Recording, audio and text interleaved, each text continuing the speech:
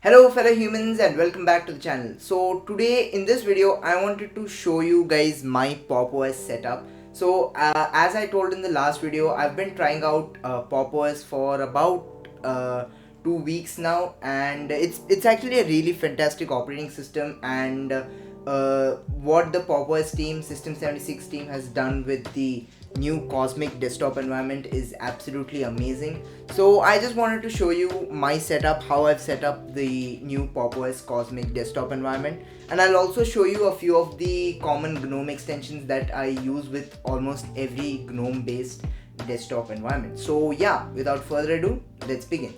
Alright, so before I show you guys the extensions that I added on my own, first let's take a look at the default Pop! OS Cosmic desktop environment, and let's see what changes System 76 have made to the normal GNOME desktop environment. Now, in addition to like a normal GNOME distribution in Pop! OS, in the settings application, there is a section labeled as desktop, and this basically controls all of the Pop! OS Cosmic features. So alright, so first of all, in the general tab we have a super key action, so you can set your super key to open the launcher, which I have set it to right now. So if I press the super key, I get this nice app launcher that I can type anything. For example, if I want to open extensions, I can type that, or there are other options here. For example, if I do run, and then I can run any command in the terminal directly from the run launcher, or if I type I don't know, Google,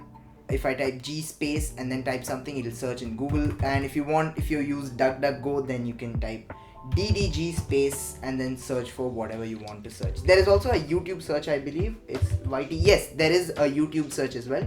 So you just type YT space and then type whatever you want to search in YouTube. So this is a very fantastic addition to the GNOME desktop environment.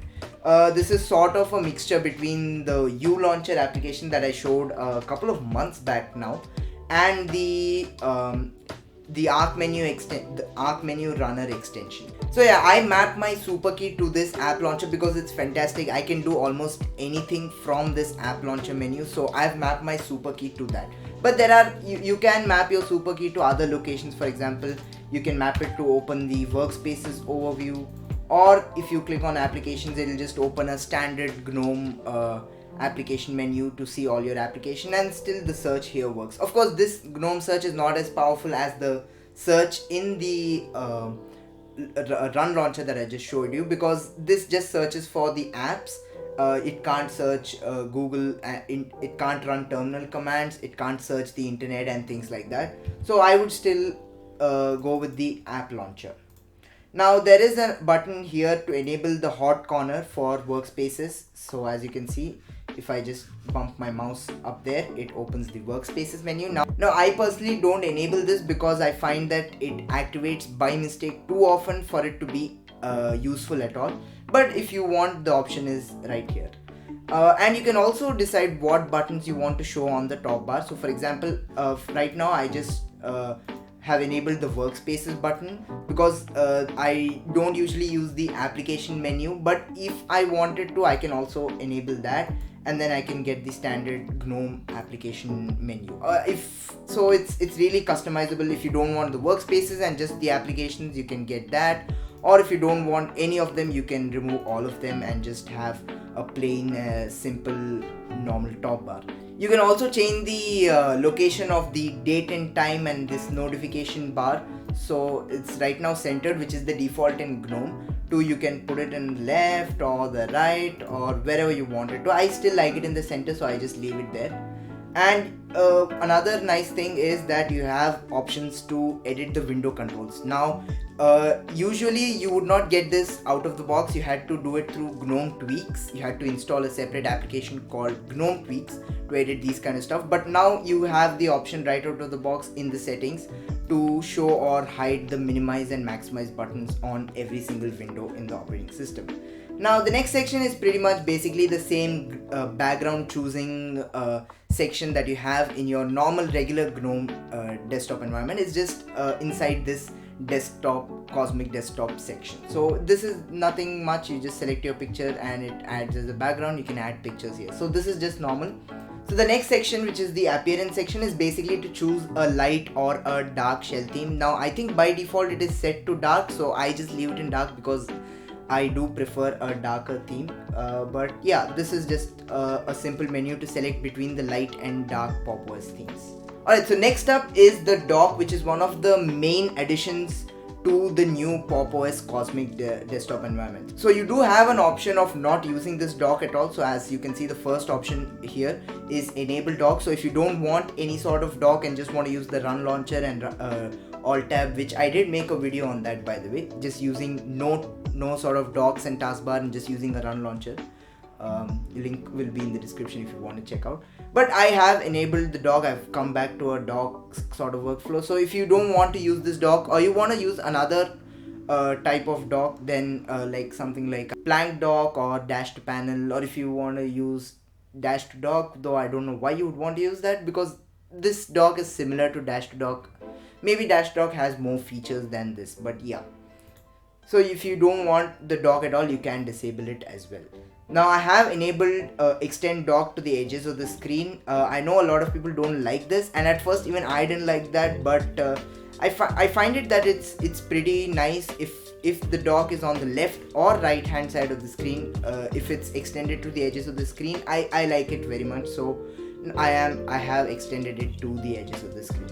Now I have disabled all of these, but you can show your different launcher icons or workspaces icon or application icon in the dock. And what this basically does is the same thing as, for example, if I have enabled the workspaces, it just opens the workspaces menu, which I can open from here also. So I find it redundant, and I don't use the app menu, the default app menu at all. So I don't leave it here in the top bar or the dock. So yeah, now I disable most of these because to launch my applications, I just press the super key to launch the launcher, and for workspaces, I just use this on the top bar. And as I said, I don't use the default applications menu at all. So yeah, I disable most of these. Now there is an option to show mounted drives. It is on by default. A lot of people might like that, but I personally don't, so I disable that. I disable the show mounted drives option. Alright, so next up is the icon click action, and this basically dictates what happens when you click an icon in the dock. Now by default this was actually set to launch or cycle windows, which I found pretty odd because for example, let's say I launch the what do I launch here? Let's say I just launch the Terminator application. Now logically I would again like to go back to the dock and press on its icon to minimize it, but that doesn't work out of the box. And for a long time, actually, until I started digging around in the settings, I thought that was simply not a feature, like you could not do that.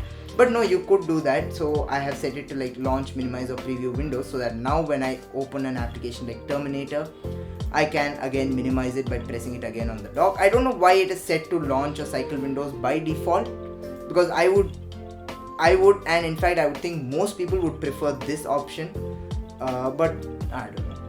Alright, so next up is the dock visibility. You can make it always visible. You can make it always hide, which some people might want to do that. They don't want to see the dock unless they want to access it. But I put it on intelligently hide. So for example, right now it's not blocking any window, so it stays up. But as soon as I, for example, start moving this settings window closer, it hides, and I can just hit the mouse towards the right side of the screen to make it appear again. So I put it on intelligently hide. And you have 3 default dock sizes: 36 pixels, 48 pixels and 60 pixels. Now I set it to a custom size of 30 pixels because I have a laptop screen, and all of these sizes I feel for me are too big. So yeah, I have a custom size. There is an option to set a custom size, which is nice. Alright, so last up in this list is the position of the dock in the desktop. Now by default it is along the bottom of the screen, but I like to keep it on the right side of my screen. So the last customization option in the Cosmic desktop is the workspaces. Now you can select either if you want dynamic workspaces or fixed workspaces. I put it on dynamic so that the number of workspaces keeps increasing as I keep opening apps. Then you can select how the workspaces behave if you have more than one monitor. And you can also select the placement of the workspaces picker. So for example, now it's along the left side, so I can pick my workspaces along the left side.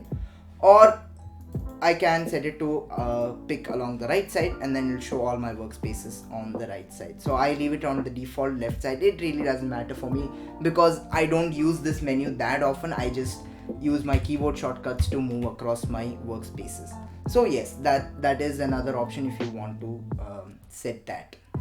Alright, so that was the Pop! OS Cosmic desktop environment, and I must say I really like it. It is a fantastic desktop environment. System76 have done an absolutely good job. But now that I've shown you the desktop environment and how I've customized it, I'll show you a few extensions, few GNOME extensions that I added to it. Alright, so the first extension that I want to show you guys is the Places menu. So this Places menu basically gives me a list of all the folders on the desktop. So some of the important folders like the home folder, and then the downloads, documents, music. It also shows all the connected drives, and it even, what I like most is it even shows you the network folders if you have anything. So for example, I have my Gmail connected to this, so it does show my Google Drive. If you have your Nextcloud connected to the desktop, it also shows your Nextcloud drives here. So that is really good. I love this extension to quickly just go to a folder and start making files and stuff like that. So this is a very nice extension.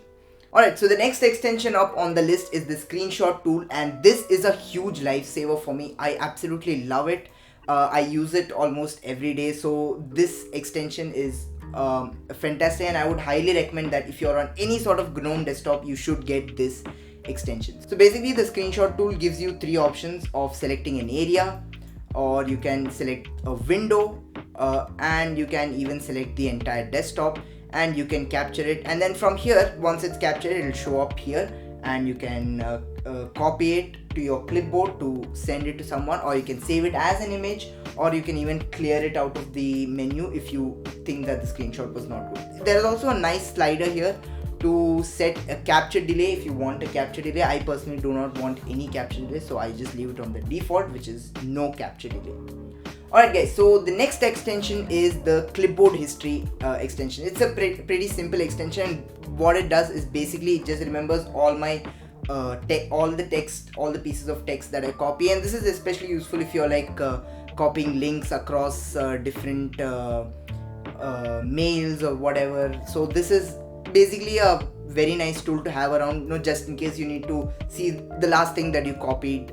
So yeah, this is a really nice tool to have around. Alright, another extension that I added personally is the sound input output device chooser. Now this basically integrates into the system tray, and you might be noticing that below the volume and the microphone volume sliders, there are options here to switch between the different devices that you have connected. So if, for example, if you have like different microphones or different headsets and speakers connected, switching between them in GNOME is pretty tedious. You have to go into settings every time and select the one that you want to use. So this extension makes it simple. It just gives you a drop down right here in the system menu. So that's really good.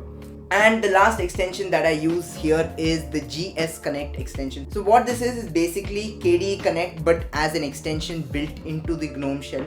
So if you don't know about KDE Connect is a fantastic open source application that links your phone and PC together if they're on the same network. I talked about it more in my KDE review, so yeah, link in the description if you want to watch that. Alright, so that was my Pop! OS setup / overview of the new Cosmic desktop environment. I absolutely love what System76 has done with the Cosmic desktop environment, their spin on the GNOME desktop environment.